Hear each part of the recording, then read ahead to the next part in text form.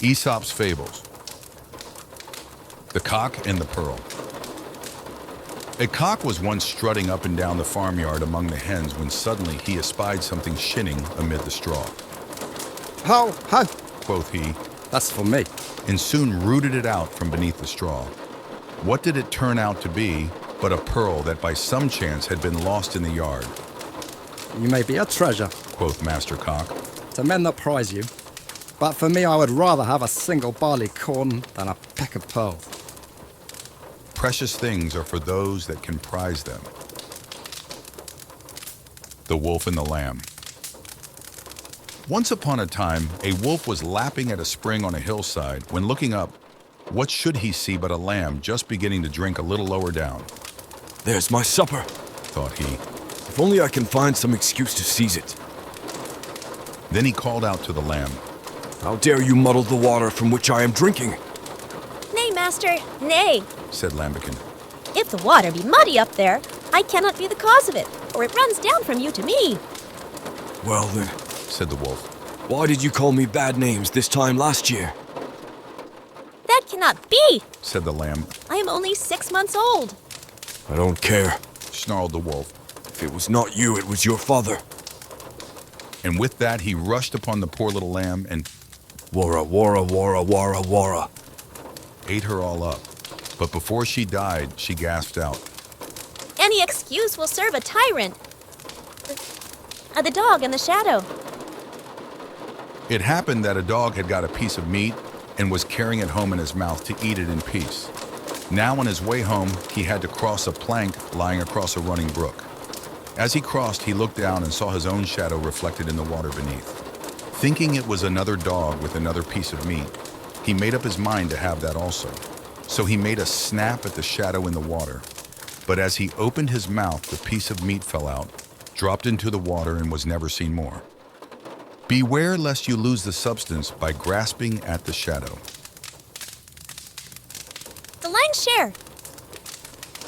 The lion went once a-hunting, along with the fox, the jackal, and the wolf. They hunted and they hunted, till at last they surprised a stag, and soon took its life. Then came the question how the spoil should be divided. Quarter me this stag. Roared the lion. So the other animals skinned it and cut it into 4 parts. Then the lion took his stand in front of the carcass and pronounced judgment. The first quarter is for me in my capacity as king of beasts. The second is mine as arbiter. Another share comes to me for my part in the chase. And as for the fourth quarter, well, as for that, I should like to see which of you will dare to lay a paw upon it. Humph! Grumbled the fox as he walked away with his tail between his legs. But he spoke in a low growl. You may share the labors of the great, but you will not share the spoil. Here's the wolf and the crane. A wolf had been gorging on an animal he had killed, when suddenly a small bone in the meat stuck in his throat and he could not swallow it. He soon felt terrible pain in his throat and ran up and down groaning and seeking for something to relieve the pain. He tried to induce everyone he met to remove the bone. I would give anything, Said he. if you would take it out. At last the crane agreed to try and told the wolf to lie on his side and open his jaws as wide as he could. Then the crane put its long neck down the wolf's throat and with its beak loosened the bone till at last it got it out. Will you kindly give me the reward you promised? Said the crane. The wolf grinned and showed his teeth and said, Be content. You have put your head inside a wolf's mouth and taken it out again in safety. That ought to be reward enough for you. Gratitude and greed go not together. And The Man and the Serpent. A countryman's son, by accident, trod upon a serpent's tail, which turned and bit him so that he died. The father in a rage got his axe and, pursuing the serpent, cut off part of its tail. So the serpent in revenge began stinging several of the farmer's cattle and caused him severe loss. Well, the farmer thought it best to make it up with the serpent and brought food and honey to the mouth of its lair and said to it, Let's forget and forgive. Perhaps you were right to punish my son and take vengeance on my cattle, but surely I was right in trying to revenge him. Now that we are both satisfied, Why should not we be friends again? No, no, said the serpent. Take away your gifts. You can never forget the death of your son, nor yet the loss of my tail. Injuries may be forgiven, but not forgotten. The town mouse and the country mouse. Now you must know that a town mouse once upon a time went on a visit to his cousin in the country. He was rough and ready, this cousin, but he loved his town friend and made him heartily welcome. Beans and bacon, cheese and bread were all he had to offer, but he offered them freely. The town mouse rather turned up his long nose at this country fare and said, I cannot understand, cousin, how you can put up with such poor food as this, but of course you cannot expect anything better in the country. Come you with me and I will show you how to live. When you have been in town a week, you will wonder how you could ever have stood a country life. No sooner said than done. The two mice set off for the town and arrived at the town mouse's residence late at night. You will want some refreshment after our long journey, said the polite town mouse, and took his friend into the grand dining room. There they found the remains of a fine feast, and soon the two mice were eating up jellies and cakes and all that was nice. Suddenly they heard growling and barking. What is that? Said the country mouse, It is only the dogs of the house. answered the other. Only. Said the country mouse. I do not like that music at my dinner. Just at that moment the door flew open. In came two huge mastiffs, and the two mice had to scamper down and run off. Goodbye, cousin. Said the country mouse. What? Going so soon? Said the other. Yes, He replied. better beans and bacon in peace than cakes and ale in fear. The fox and the crow. A fox once saw a crow fly off with a piece of cheese in its beak and settle on a branch of a tree. That's for me, as I am a fox. Said Master Reynard, and he walked up to the foot of the tree. Good day, Mistress Crow. He cried. How well you are looking today. How glossy your feathers. How bright your eye. I feel sure your voice must surpass that of other birds, just as your figure does. Let me hear but one song from you, that I may greet you as the Queen of Birds. The crow lifted up her head and began to call her best. But the moment she opened her mouth, the piece of cheese fell to the ground, only to be snapped up by Master Fox. That will do, said he. That was all I wanted. In exchange for your cheese, I will give you a piece of advice for the future. Do not trust flatterers. The flatter doth rob by stealth, his victim both of wit and wealth. The sick lion. A lion had come to the end of his days and lay sick unto death at the mouth of his cave, gasping for breath. The animals, his subjects, came around him and drew nearer as he grew more and more helpless. When they saw him on the point of death, they thought to themselves, Now is the time to pay off old grudges. So the boar came up and drove at him with his tusks. Then a bull gored him with his horns. Still the lion lay helpless before them. So the ass, feeling quite safe from danger, came up, and turning his tail to the lion, kicked up his heels into his face. This is a double death, growled the lion. Only cowards insult dying majesty. The ass and the lapdog. A farmer one day came to the stables to see to his beasts of burden. Among them was his favorite ass, that was always well fed and often carried his master. With the farmer came his lapdog, who danced about and licked his hand and frisked about as happy as could be. The farmer felt in his pocket, gave the lapdog some dainty food, and sat down while he gave his orders to his servants. The lapdog jumped into his master's lap and lay there blinking while the farmer stroked his ears. The ass, seeing this, broke loose from his halter and commenced prancing about in imitation of the lapdog. The farmer could not hold his sides with laughter, so the ass went up to him, and putting his feet upon the farmer's shoulder, attempted to climb into his lap. The farmer's servants rushed up with sticks and pitchforks and soon taught the ass that clumsy jesting is no joke. The Lion and the Mouse. Once when a lion was asleep, a little mouse began running up and down upon him. This soon wakened the lion, who placed his huge paw upon him and opened his big jaws to swallow him. Pardon, O king. Cried the little mouse. Forgive me this time. I shall never forget it. Who knows but what I may be able to do you a turn some of these days. The lion was so tickled at the idea of the mouse being able to help him that he lifted up his paw and let him go. Sometime after, the lion was caught in a trap, and the hunters who desired to carry him alive to the king tied him to a tree while they went in search of a wagon to carry him on. Just then the little mouse happened to pass by, and seeing the sad plight in which the lion was, went up to him and soon gnawed away the ropes that bound the king of the beasts. Was I not right? Said the little mouse. Little friends may prove great friends. The swallow and the other birds. It happened that a countryman was sowing some hemp seeds in a field where a swallow and some other birds were hopping about picking up their food. Beware of that man, quoth the swallow. Why, what is he doing? Said the others. That is hemp seed he is sowing. Be careful to pick up every one of the seeds, or else you will repent it. The birds paid no heed to the swallow's words, and by the hemp grew up and was made into cord, and of the cords nets were made, and many a bird that had despised the swallow's advice was caught in nets made out of that very hemp. What did I tell you? Said the swallow. Destroy the seed of evil, or it will grow up to your ruin. The frogs desiring a king. The frogs were living as happy as could be in a marshy swamp that just suited them. They went splashing about, caring for nobody, and nobody troubling with them.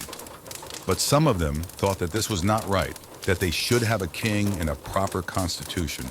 So they determined to send up a petition to Jove to give them what they wanted. Mighty Jove, they cried, send unto us a king that will rule over us and keep us in order. Jove laughed at their croaking and threw down into the swamp a huge log, which came down splashing into the swamp. The frogs were frightened out of their lives by the commotion made in their midst, and all rushed to the bank to look at the horrible monster. But after a time, seeing that it did not move, one or two of the boldest of them ventured out towards the log, and even dared to touch it.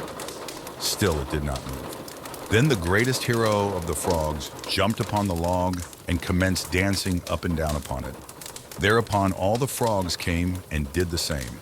And for some time the frogs went about their business every day without taking the slightest notice of their new king log lying in their midst. But this did not suit them, so they sent another petition to Jove and said to him, We want a real king, one that will really rule over us. Now this made Jove angry, so he sent among them a big stork that soon set to work gobbling them all up. Then the frogs repented when too late. Better no rule than cruel rule. The mountains in labor. Then one day the countrymen noticed that the mountains were in labor. Smoke came out of their summits, the earth was quaking at their feet, trees were crashing, and huge rocks were tumbling. They felt sure that something horrible was going to happen. They all gathered together in one place to see what terrible thing this could be. They waited and they waited, but nothing came. At last there was a still more violent earthquake, and a huge gap appeared in the side of the mountains. They all fell down upon their knees and waited.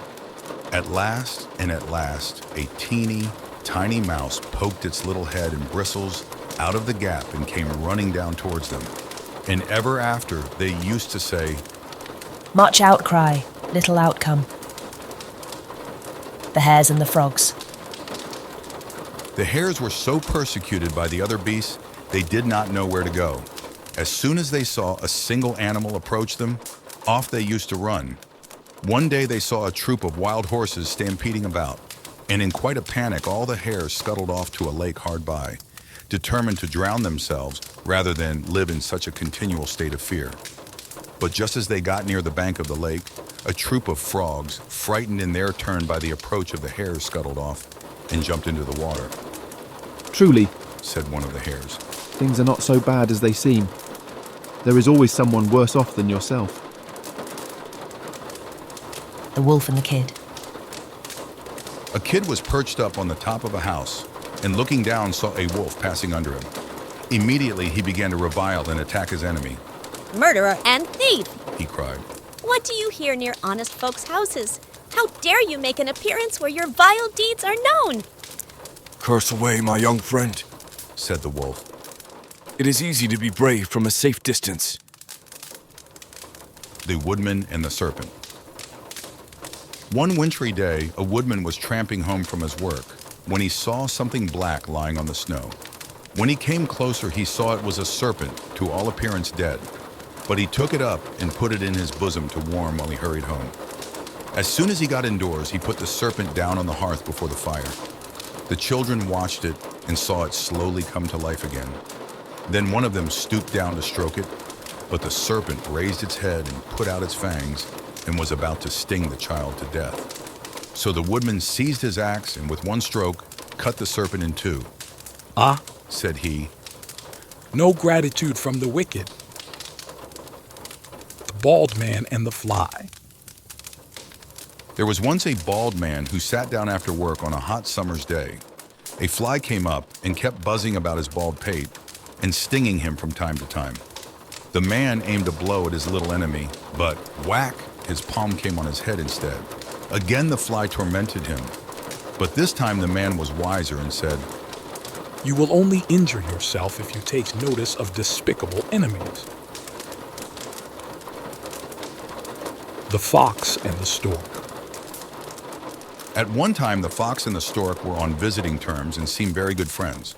So the fox invited the stork to dinner, and for a joke put nothing before her but some soup in a very shallow dish. This the fox could easily lap up, but the stork could only wet the end of her long bill in it, and left the meal as hungry as when she began. I am sorry, said the fox. The soup is not to your liking. Pray do not apologize, said the stork. I hope you will return this visit and come and dine with me soon. So a day was appointed when the fox should visit the stork. But when they were seated at table, all that was for their dinner was contained in a very long-necked jar with a narrow mouth, in which the fox could not insert his snout. So all he could manage to do was to lick the outside of the jar. I will not apologize for the dinner, said the stork. One bad turn deserves another. The Fox and the Mask. A fox had by some means got into the storeroom of a theater. Suddenly he observed a face glaring down on him and began to be very frightened. But looking more closely, he found it was only a mask such as actors use to put over their face. Ah, said the fox. You look very fine. It is a pity you have not got any brains. Outside show is a poor substitute for inner worth. The Jay and the Peacock. A jay, venturing into a yard where peacocks used to walk, found there a number of feathers which had fallen from the peacocks when they were molting. He tied them all to his tail and strutted down towards the peacocks. When he came near them, they soon discovered the cheat, and striding up to him, pecked at him and plucked away his borrowed plumes. So the jay could do no better than go back to the other jays, who had watched his behavior from a distance. But they were equally annoyed with him and told him, It is not only fine feathers that make fine birds. The Frog and the Ox. Oh, father, said a little frog to the big one sitting by the side of a pool. I have seen such a terrible monster. It was as big as a mountain with horns on its head and a long tail, and it had hooves divided in two. Tush, child, tush, said the old frog. That was only Farmer White's ox. It isn't so big either. He may be a little bit taller than I, but I could easily make myself quite as broad. Just, you see. So he blew himself out, and blew himself out, and blew himself out. Won't she as big as that, or? Asked he. Oh, much bigger than that, said the young frog. Again the old one blew himself out, and asked the young one if the ox was as big as that. Bigger, father, bigger, was the reply. So the frog took a deep breath, and blew and blew and blew, and swelled and swelled and swelled. And then he said, I'm sure the ox is not as big as this. But at this moment, he burst. Self-conceit may lead to self-destruction. Androcles. A slave named Androcles once escaped from his master and fled to the forest. As he was wandering about there, he came upon a lion lying down moaning and groaning. At first he turned to flee, but finding that the lion did not pursue him, he turned back and went up to him. As he came near, the lion put out his paw, which was all swollen and bleeding, and Androcles found that a huge thorn had got into it and was causing all the pain. He pulled out the thorn and bound up the paw of the lion, who was soon able to rise and lick the hand of Androcles like a dog. Then the lion took Androcles to his cave, and every day used to bring him meat from which to live. But shortly afterwards, both Androcles and the lion were captured, and the slave was sentenced to be thrown to the lion, after the latter had been kept without food for several days. The emperor and all his court came to see the spectacle, and Androcles was led out into the middle of the arena. Soon the lion was let loose from his den and rushed bounding and roaring towards his victim. But as soon as he came near to Androcles, he recognized his friend and fawned upon him and licked his hands like a friendly dog. The emperor, surprised at this, summoned Androcles to him, who told him the whole story, whereupon the slave was pardoned and freed, and the lion let loose to his native forest. Gratitude is the sign of noble souls. The bat, the birds, and the beasts. A great conflict was about to come off between the birds and the beasts. When the two armies were collected together, the bat hesitated which to join. The birds that passed his perch said, "Come with us." But he said, "I'm a beast." Later on, some beasts who were passing underneath him looked up and said, "Come with us." But he said, "I'm a bird." Luckily, at the last moment, peace was made, and no battle took place. So the bat came to the birds and wished to join in the rejoicings. But they all turned against him, and he had to fly away. He then went to the beasts, but soon had to beat a retreat, or else they would have torn him to pieces. "Ah," said the bat, "I see now. He that is neither one thing nor the other has no friends. The hart and the hunter." The hart was once drinking from a pool and admiring the noble figure he made there. "Ah," said he, "where can you see such noble horns as these, with such antlers? I wish I had legs more worthy to bear such a noble crown. It is a pity they are so slim and slight." At that moment, a hunter approached and sent an arrow whistling after him. Away bounded the hart, and soon, by the aid of his nimble legs, was nearly out of sight of the hunter. But not noticing where he was going, he passed under some trees with branches growing low down in which his antlers were caught, so that the hunter had time to come up. "Alas, alas," cried the hart, "we often despise what is most useful to us." The serpent and the file. A serpent, in the course of its wanderings, came into an armorer's shop. As he glided over the floor, he felt his skin pricked by a file lying there. In a rage, he turned round upon it and tried to dart his fangs into it, but he could do no harm to heavy iron and had soon to give over his wrath. It is useless attacking the insensible. The man in the wood. A man came into a wood one day with an axe in his hand and begged all the trees to give him a small branch which he wanted for a particular purpose. The trees were good-natured and gave him one of their branches. What did the man do but fix it into the axe head and soon set to work cutting down tree after tree? Then the trees saw how foolish they had been in giving their enemy the means of destroying themselves. The dog and the wolf. A gaunt wolf was almost dead with hunger when he happened to meet a house dog who was passing by. "Ah, cousin," said the dog, "I knew how it would be. Your irregular life will soon be the ruin of you. Why do you not work steadily as I do and get your food regularly given to you?" "I would have no objection," said the wolf, "if I could only get a place."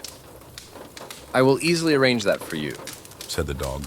"Come with me to my master, and you shall share my work." So the wolf and the dog went towards the town together. On the way there, the wolf noticed that the hair on a certain part of the dog's neck was very much worn away. So he asked him how that had come about. "Oh, it is nothing," said the dog. "That is only the place where the collar is put on at night to keep me chained up. It chafes a bit, but one soon gets used to it." "Is that all?" said the wolf. "And goodbye to you, Master Dog." Better starve free than be a fat slave. The belly and the members. One fine day, it occurred to the members of the body that they were doing all the work and the belly was having all the food. So they held a meeting, and after a long discussion, decided to strike work till the belly consented to take its proper share of the work. So for a day or two, the hands refused to take the food, the mouth refused to receive it, and the teeth had no work to do. But after a day or two, the members began to find that they themselves were not in a very active condition. The hands could hardly move, and the mouth was all parched and dry, while the legs were unable to support the rest. So thus they found that even the belly, in its dull, quiet way, was doing necessary work for the body, and that all must work together, or the body will go to pieces. The hart in the ox stall. A hart hotly pursued by the hounds fled for refuge into an ox stall and buried itself in a truss of hay, leaving nothing to be seen but the tips of his horns. Soon after, the hunters came up and asked if anyone had seen the hart. The stable boys, who had been resting after their dinner, looked around but could see nothing, and the hunters went away. Shortly afterwards, the master came in and, looking around, saw that something unusual had taken place. He pointed to the truss of hay and said, "What are those two curious things sticking out of the hay?" And when the stable boys came to look, they discovered the hart and soon made an end of him. He thus learnt that nothing escapes the master's eye. The fox and the grapes. One hot summer's day, a fox was strolling through an orchard till he came to a bunch of grapes just ripening on a vine which had been trained over a lofty branch. "Just the thing to quench my thirst," quoth he. Drawing back a few paces, he took a run and a jump and just missed the bunch. Turning around again with a 1, 2, 3, he jumped up, but with no greater success. Again and again he tried after the tempting morsel, but at last had to give it up and walked away with his nose in the air, saying, "I am sure they are sour." It is easy to despise what you cannot get. The Peacock and Juno. A peacock once placed a petition before Juno desiring to have the voice of a nightingale in addition to his other attractions, but Juno refused his request. When he persisted and pointed out that he was her favorite bird, she said, "Be content with your lot. One cannot be first in everything." The horse, hunter, and stag. A quarrel had arisen between the horse and the stag, so the horse came to a hunter to ask his help to take revenge on the stag. The hunter agreed, but said, "If you desire to conquer the stag, you must permit me to place this piece of iron between your jaws so that I may guide you with these reins, and allow this saddle to be placed upon your back so that I may keep steady upon you as we follow after the enemy." The horse agreed to the conditions, and the hunter soon saddled and bridled him. Then, with the aid of the hunter, the horse soon overcame the stag and said to the hunter, "Now get off and remove those things from my mouth and back." "Not so fast, friend," said the hunter. "I have now got you under bit and spur and prefer to keep you as you are at present." If you allow men to use you for your own purposes, they will use you for theirs. The fox and the lion. When first the fox saw the lion, he was terribly frightened and ran away and hid himself in the wood. Next time, however, he came near the king of beasts, he stopped at a safe distance and watched him pass by. The third time they came near one another, the fox went straight up to the lion and passed the time of day with him, asking him how his family were, and when he should have the pleasure of seeing him again.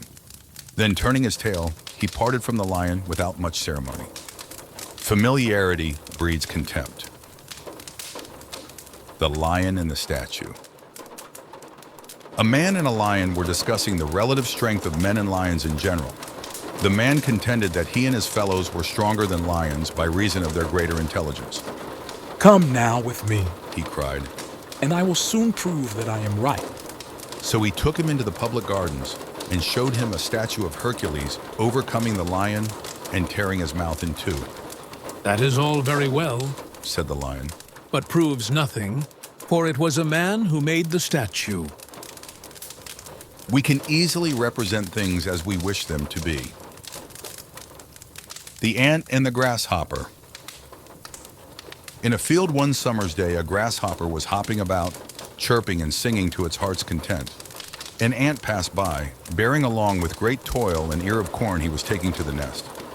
Why not come and chat with me, said the grasshopper, instead of toiling and moiling in that way? I'm helping to lay up food for the winter, said the ant, and recommend you to do the same. What bother about winter? said the grasshopper. We have got plenty of food at present. But the ant went on its way and continued its toil. When the winter came, the grasshopper had no food and found itself dying of hunger, while it saw the ants distributing everyday corn and grain from the stores they had collected in the summer. Then the grasshopper knew it is best to prepare for the days of necessity. The tree and the reed. Well, little one, said a tree to a reed that was growing at its foot, why do you not plant your feet deeply in the ground and raise your head boldly in the air as I do? I am contented with my lot, said the reed. I may not be so grand, but I think I am safer. Safe, sneered the tree. Who shall pluck me up by the roots or bow my head to the ground? But it soon had to repent of its boasting, for a hurricane arose which tore it up from its roots and casted a useless log on the ground, while the little reed, bending to the force of the wind, soon stood upright again when the storm had passed over. Obscurity often brings safety.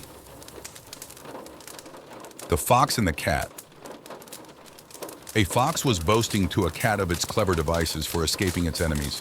I have a whole bag of tricks, he said, which contains 100 ways of escaping my enemies. I have only one, said the cat, but I can generally manage with that. Just at that moment, they heard the cry of a pack of hounds coming towards them, and the cat immediately scampered up a tree and hid herself in the boughs. This is my plan, said the cat. What are you going to do? The fox thought first of one way, then of another, and while he was debating, the hounds came nearer and nearer. And at last the fox, in his confusion, was caught up by the hounds and soon killed by the huntsman. Miss Puss, who had been looking on, said, Better one safe way than 100 on which you cannot reckon. The wolf in sheep's clothing. A wolf found great difficulty in getting at the sheep owing to the vigilance of the shepherd and his dogs. But one day it found the skin of a sheep that had been flayed and thrown aside. So it put it on over its own pelt and strolled down among the sheep. The lamb that belonged to the sheep, whose skin the wolf was wearing, began to follow the wolf in the sheep's clothing.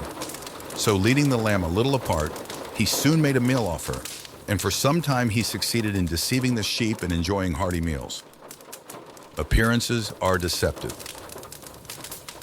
The dog in the manger. A dog looking out for its afternoon nap jumped into the manger of an ox and lay there cozily upon the straw. But soon the ox, returning from its afternoon work, came up to the manger and wanted to eat some of the straw. The dog, in a rage, being awakened from its slumber, stood up and barked at the ox, and whenever it came near, attempted to bite it. At last, the ox had to give up the hope of getting at the straw and went away muttering, Ah, people often grudge others what they cannot enjoy themselves. The man and the wooden god. In the old days, men used to worship sticks and stones and idols, and prayed to them to give them luck. It happened that a man had often prayed to a wooden idol he had received from his father, but his luck never seemed to change. He prayed and he prayed, but still he remained as unlucky as ever. One day, in the greatest rage, he went to the wooden god and with one blow swept it down from its pedestal. The idol broke in two, and what did he see? An immense number of coins flying all over the place. The fisher. A fisher once took his bagpipes to the bank of a river and played upon them with the hope of making the fish rise, but never a one put his nose out of the water. So he cast his net into the river and soon drew it forth filled with fish. Then he took his bagpipes again, and as he played, the fish leapt up in the net. Ah, you dance now when I play, said he. Yes, said an old fish. When you're in a man's power, you must do as he bids you. A shepherd's boy. There was once a young shepherd boy who tended his sheep at the foot of a mountain near a dark forest. It was rather lonely for him all day, So he thought upon a plan by which he could get a little company and some excitement. He rushed down towards the village, calling out, "Wolf! Wolf!" And the villagers came out to meet him, and some of them stuck with him for a considerable time. This pleased the boy so much that a few days afterwards, he tried the same trick, and again the villagers came to his help. But shortly after this, a wolf actually did come out from the forest and began to worry the sheep. And the boy, of course, cried out, "Wolf! Wolf!" still louder than before. But this time the villagers, who had been fooled twice before, thought the boy was again deceiving them, and nobody stirred to come to his help. So the wolf made a good meal off the boy's flock, and when the boy complained, the wise men of the village said, "A liar will not be believed even when he speaks the truth." The young thief and his mother. A young man had been caught in a daring act of theft and had been condemned to be executed for it. He expressed his desire to see his mother and to speak with her before he was led to execution. And of course, this was granted. When his mother came to him, he said, "I want to whisper to you." And when she brought her ear near him, he nearly bit it off. All the bystanders were horrified and asked him what he could mean by such brutal and inhuman conduct. "It is to punish her," he said. "When I was young, I began with stealing little things and brought them home to Mother. Instead of rebuking and punishing me, she laughed and said, 'It will not be noticed.' It is because of her that I am here today." "He is right, woman," said the priest. "The Lord hath said, Train up a child in the way he should go, and when he is old, he will not depart therefrom." The man and his 2 wives. In the old days, when men were allowed to have many wives, a middle-aged man had one wife that was old and one that was young. Each loved him very much and desired to see him like herself. Now the man's hair was turning gray, which the young wife did not like, as it made him look too old for her husband. So every night she used to comb his hair and pick out the white ones. But the elder wife saw her husband growing gray with great pleasure, for she did not like to be mistaken for his mother. So every morning she used to arrange his hair and pick out as many of the black ones as she could. The consequence was the man soon found himself entirely bald. Yield to all and you will soon have nothing to yield. The Nurse and the Wolf. "Be quiet now," said an old nurse to a child sitting on her lap. "If you make that noise again, I will throw you to the wolf." Now it chanced that a wolf was passing close under the window as this was said.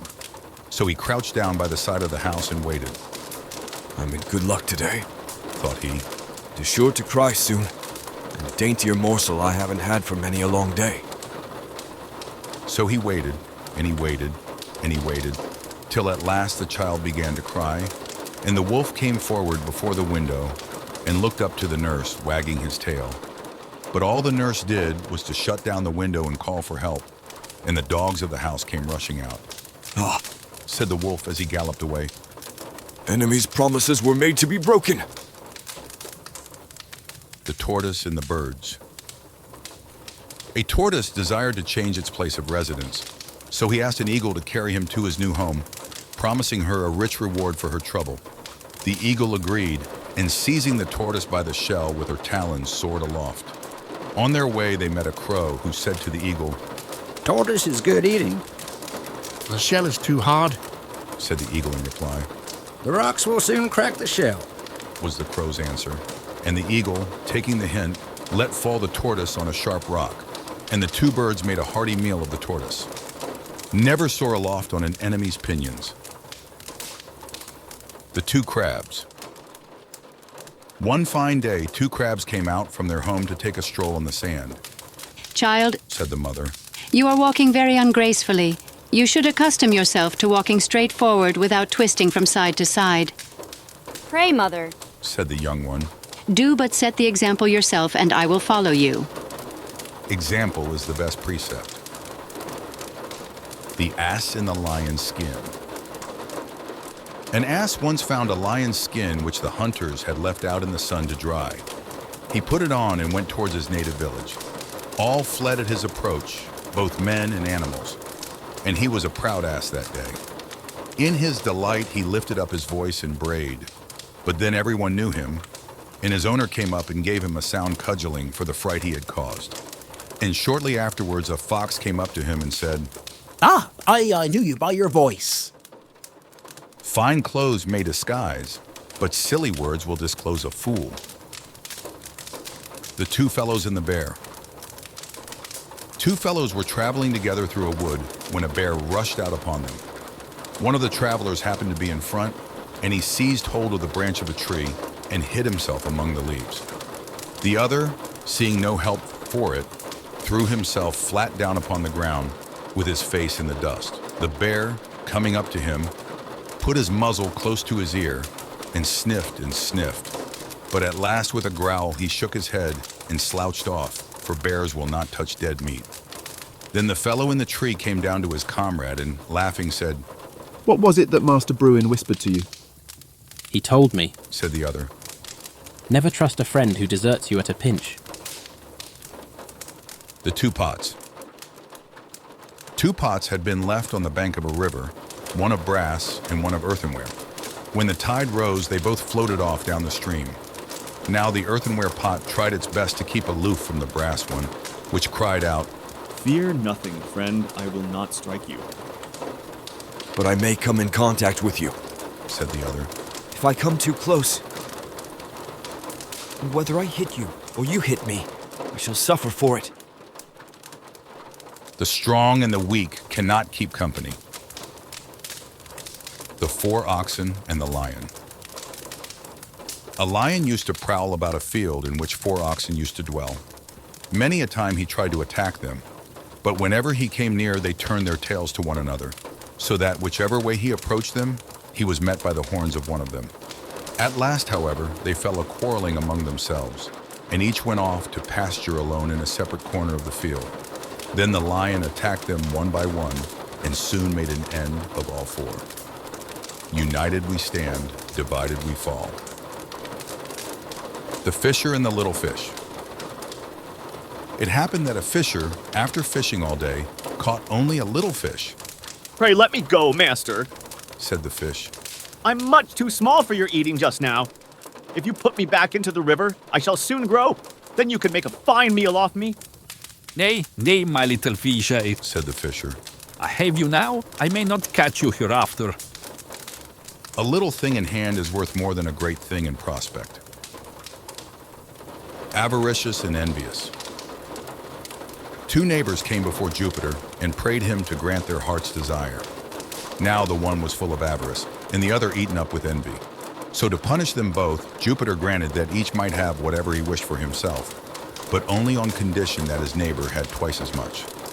The avaricious man prayed to have a room full of gold. No sooner said than done, but all his joy was turned to grief when he found that his neighbor had 2 rooms full of the precious metal. Then came the turn of the envious man, who could not bear to think that his neighbor had any joy at all. So he prayed that he might have one of his own eyes put out, by which means his companion would become totally blind. Vices are their own punishment. The Crow and the Pitcher. A crow, half dead with thirst, came upon a pitcher which had once been full of water. But when the crow put its beak into the mouth of the pitcher, he found that only very little water was left in it, and that he could not reach far enough down to get at it. He tried, and he tried, but at last had to give up in despair. Then a thought came to him, and he took a pebble and dropped it into the pitcher. Then he took another pebble and dropped it into the pitcher. Then he took another pebble and dropped that into the pitcher. Then he took another pebble and dropped that into the pitcher. Then he took another pebble and dropped that into the pitcher. Then he took another pebble and dropped that into the pitcher.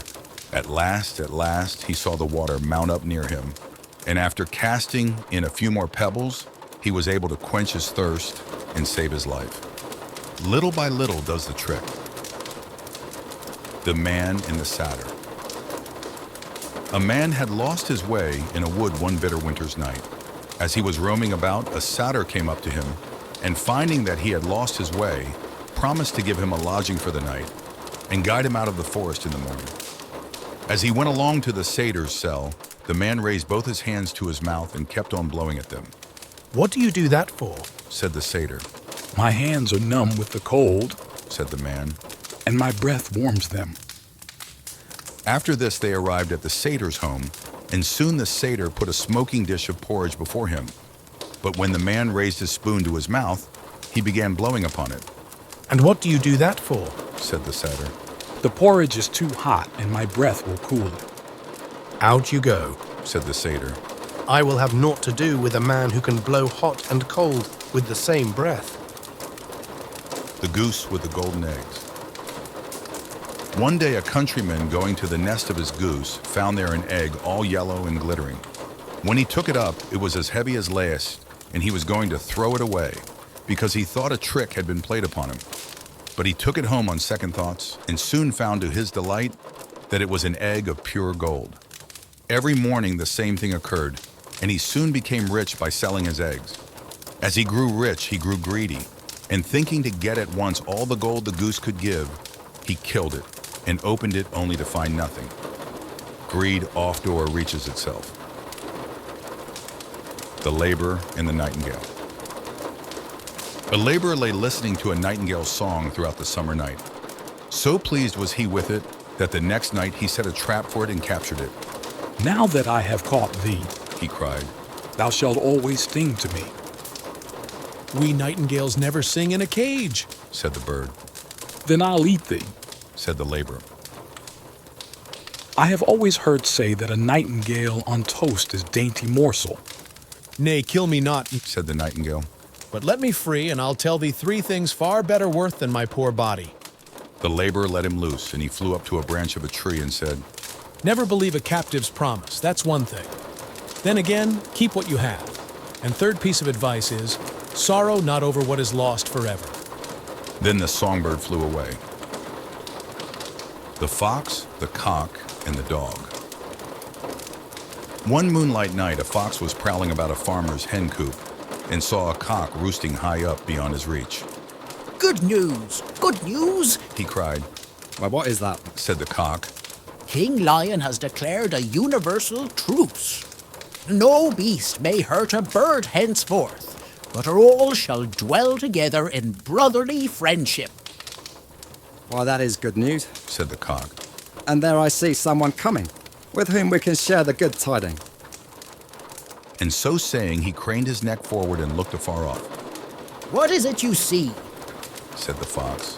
It is only my master's dog that is coming towards us. What, going so soon? He continued, as the fox began to turn away as soon as he had heard the news. Will you not stop and congratulate the dog on the reign of universal peace? I would gladly do so, said the fox. But I fear he may not have heard of King Lion's decree. Cunning often outwits itself. The wind and the sun. The wind and the sun were disputing which was the stronger. Suddenly they saw a traveler coming down the road, and the sun said, I see a way to decide our dispute. Whichever of us can cause that traveler to take off his cloak shall be regarded as the stronger. You begin. So the sun retired behind a cloud, and the wind began to blow as hard as it could upon the traveler. But the harder he blew, the more closely did the traveler wrap his cloak round him, till at last the wind had to give up in despair.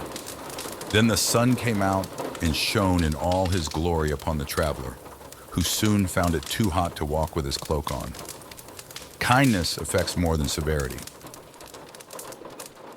Hercules and the Wagoner. A wagoner was once driving a heavy load along a very muddy way. At last he came to a part of the road where the wheels sank halfway into the mire, and the more the horses pulled, the deeper sank the wheels. So the wagoner threw down his whip and knelt down and prayed to Hercules the Strong. O Hercules, help me in this my hour of distress, quoth he. But Hercules appeared to him and said, Tut, man, don't sprawl there. Get up and put your shoulder to the wheel. The gods help them that help themselves. The miser and his gold. Once upon a time, there was a miser who used to hide his gold at the foot of a tree in his garden. But every week he used to go and dig it up and gloat over his gains. A robber, who had noticed this, went and dug up the gold and decamped with it. When the miser next came to gloat over his treasures, he found nothing but the empty hole. He tore his hair and raised such an outcry that all the neighbors came around him, and he told them how he used to come and visit his gold. Did you ever take any of it out? Asked one of them. Nay, said he. I only came to look at it. Then come again and look at the hole, said a neighbor. It will do you just as much good. Wealth unused might as well not exist. The man, the boy, and the donkey. A man and his son were once going with their donkey to market. As they were walking along by its side, a countryman passed them and said, "You fools, what is a donkey for but to ride upon?" So the man put the boy on the donkey, and they went on their way. But soon they passed a group of men, one of whom said, "See that lazy youngster. He lets his father walk while he rides."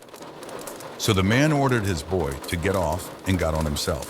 But they hadn't gone far when they passed two women, one of whom said to the other, "Shame on that lazy lout to let his poor little son trudge along." Well, the man didn't know what to do, but at last he took his boy up before him on the donkey. By this time they had come to the town, and the passers-by began to jeer and point at them. The man stopped and asked what they were scoffing at. The men said, "Aren't you ashamed of yourself for overloading that poor donkey of yours and your hulking son?" The man and boy got off and tried to think what to do. They thought and they thought, till at last they cut down a pole, tied the donkey's feet to it, and raised the pole and the donkey to their shoulders. They went along amid the laughter of all who met them till they came to Market Bridge, when the donkey, getting one of his feet loose, kicked out and caused the boy to drop his end of the pole. In the struggle, the donkey fell over the bridge, and his 4 feet being tied together, he was drowned. "That will teach you," said an old man who had followed them. "Please all, and you will please none." The fox and the mosquitoes.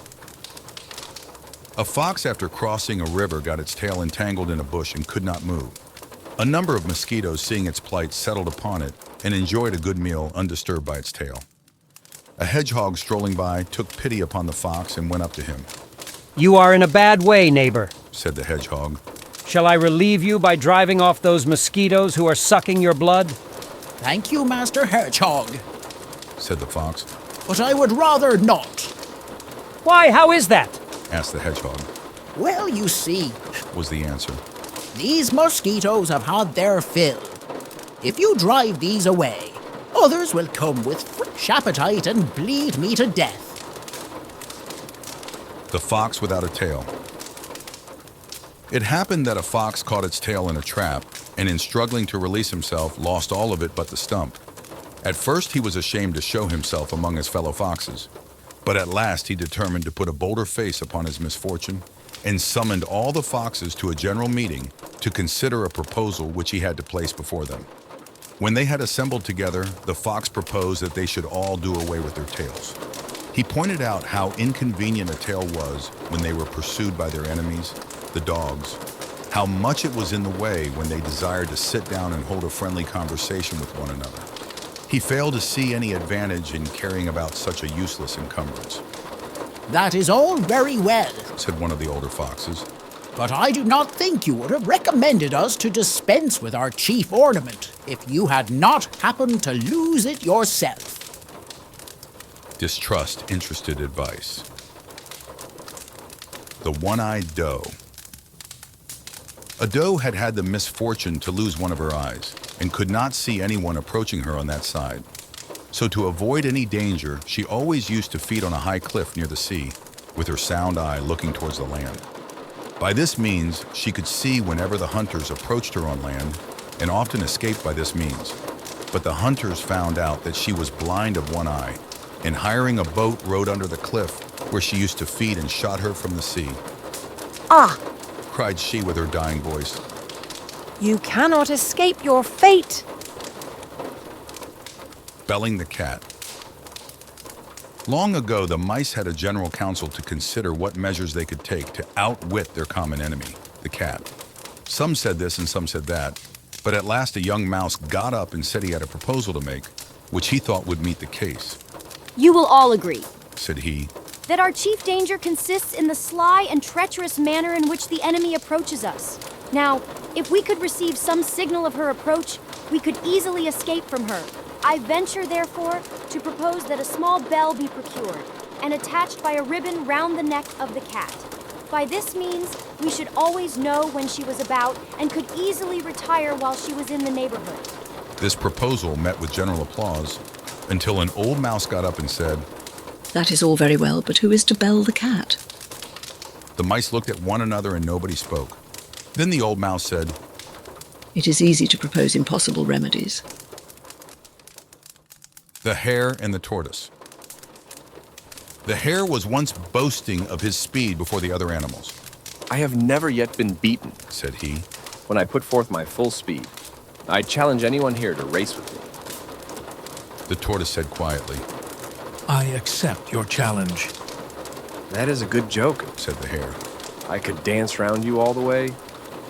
Keep your boasting till you've beaten, answered the tortoise. Shall we race? So a course was fixed and a start was made. The hare darted almost out of sight at once, but soon stopped and, to show his contempt for the tortoise, lay down to have a nap. The tortoise plodded on, and when the hare awoke from his nap, he saw the tortoise just near the winning post and could not run up in time to save the race. Then said the tortoise, Plodding wins the race. The Old Man and Death. An old laborer, bent double with age and toil, was gathering sticks in a forest. At last he grew so tired and hopeless that he threw down the bundle of sticks and cried out, I cannot bear this life any longer. I wish death would only come and take me. As he spoke, Death, a grisly skeleton, appeared and said to him, What wouldst thou, mortal? I heard thee call me. Please, sir, replied the woodcutter, would you kindly help me to lift this faggot of sticks onto my shoulder? We would often be sorry if our wishes were gratified. The Hare with Many Friends. A hare was very popular with the other beasts who all claimed to be her friends. But one day she heard the hounds approaching and hoped to escape them by the aid of her many friends. So she went to the horse and asked him to carry her away from the hounds on his back. But he declined, stating that he had important work to do for his master. He felt sure, he said, that all her other friends would come to her assistance. She then applied to the bull and hoped that he would repel the hounds with his horns. The bull replied, I am very sorry, but I have an appointment with a lady. But I feel sure that our friend the goat will do what you want. The goat, however, feared that his back might do her some harm if he took her upon it. The ram, he felt sure, was the proper friend to apply to, so she went to the ram and told him the case. The ram replied, Another time, my dear friend. I do not like to interfere on the present occasion, as hounds have been known to eat sheep as well as hares. The hare then applied as a last hope to the calf, who regretted that he was unable to help her, as he did not like to take the responsibility upon himself, as so many older persons than himself had declined the task. By this time the hounds were quite near, and the hare took to her heels and luckily escaped.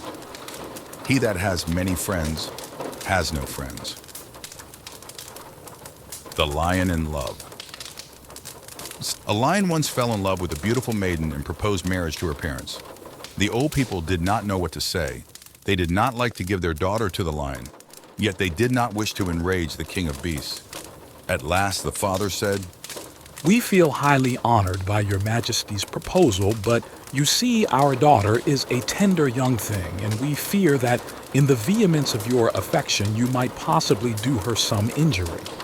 Might I venture to suggest that your majesty should have your claws removed and your teeth extracted? Then we would gladly consider your proposal again. The lion was so much in love that he had his claws trimmed and his big teeth taken out. But when he came again to the parents of the young girl, they simply laughed in his face and bade him do his worst. Love can tame the wildest. The Bundle of Sticks. An old man on the point of death summoned his sons around him to give them some parting advice. He ordered his servants to bring in a faggot of sticks and said to his eldest son, "Break it." The son strained and strained, but with all his efforts was unable to break the bundle. The other sons also tried, but none of them was successful. "Untie the faggots," said the father, "and each of you take a stick." When they had done so, he called out to them, "Now break." And each stick was easily broken. "You see my meaning," said their father. Union gives strength. The lion, the fox, and the beast. The lion once gave out that he was sick unto death and summoned the animals to come and hear his last will and testament. So the goat came to the lion's cave and stopped there listening for a long time. Then a sheep went in, and before she came out, a calf came up to receive the last wishes of the Lord of the Beasts. But soon the lion seemed to recover and came to the mouth of his cave and saw the fox, who had been waiting outside for some time. Why do you not come to pay your respects to me? Said the lion to the fox. I beg your majesty's pardon, said the fox. But I noticed the track of the animals that have already come to you. And while I see many hoof marks going in, I see none coming out. Till the animals that have entered your cave come out again, I prefer to remain in the open air. It is easier to get into the enemy's toils than out again. The ass's brains. The lion and the fox went hunting together. The lion, on the advice of the fox, sent a message to the ass proposing to make an alliance between their two families. The ass came to the place of meeting, overjoyed at the prospect of a royal alliance. But when he came there, the lion simply pounced on the ass and said to the fox, "Here is our dinner for today. Watch you here while I go and have a nap. Woe betide you if you touch my prey." The lion went away, and the fox waited, but finding that his master did not return, ventured to take out the brains of the ass and ate them up. When the lion came back, he soon noticed the absence of the brains and asked the fox in a terrible voice, "What have you done with the brains?" Brains, your majesty. It had none, or it would never have fallen into your trap. Wit has always an answer ready. The eagle and the arrow. An eagle was soaring through the air when suddenly it heard the whiz of an arrow and felt itself wounded to death. Slowly it fluttered down to the earth, with its lifeblood pouring out of it. Looking down upon the arrow with which it had been pierced, it found that the shaft of the arrow had been feathered with one of its own plumes. Alas, it cried as it died. We often give our enemies the means for our own destruction. Oh. The cat maiden. The gods were once disputing whether it was possible for a living being to change its nature. Jupiter said yes, but Venus said no. So to try the question, Jupiter turned a cat into a maiden and gave her to a young man for a wife. The wedding was duly performed, and the young couple sat down to the wedding feast. "See," said Jupiter to Venus, "how becomingly she behaves. Who could tell that yesterday she was but a cat? Surely her nature is changed." "Wait a minute," replied Venus, and let loose a mouse into the room. No sooner did the bride see this than she jumped up from her seat and tried to pounce upon the mouse. "Ah, you see," said Venus. "Nature will out." The milkmaid and her pail. Patty the milkmaid was going to market carrying her milk in a pail on her head. As she went along, she began calculating what she would do with the money she would get for the milk. "I'll buy some fowls from Farmer Brown," said she, "and they will lay eggs each morning, which I will sell to the parson's wife. With the money that I get from the sale of these eggs, I'll buy myself a new dimity frock and a chip hat. And when I go to market, won't all the young men come up and speak to me? Polly Shaw will be that jealous. But I don't care. I shall just look at her and toss my head like this." As she spoke, she tossed her head back. The pail fell off it, and all the milk was spilled. So she had to go home and tell her mother what had occurred. "Ah, my child," said the mother, "do not count your chickens before they are hatched. The Horse and the Ass. A horse and an ass were traveling together, the horse prancing along in its fine trappings, the ass carrying with difficulty the heavy weight in its panniers. I wish I were you. Sighed the ass. Nothing to do and well fed, and all that fine harness upon you. Next day, however, there was a great battle, and the horse was wounded to death in the final charge of the day. His friend, the ass, happened to pass by shortly afterwards and found him on the point of death. I was wrong, said the ass. Better humble security than gilded danger. The trumpeter taken prisoner. A trumpeter during a battle ventured too near the enemy and was captured by them. They were about to proceed to put him to death when he begged them to hear his plea for mercy. I do not fight, said he, and indeed carry no weapon.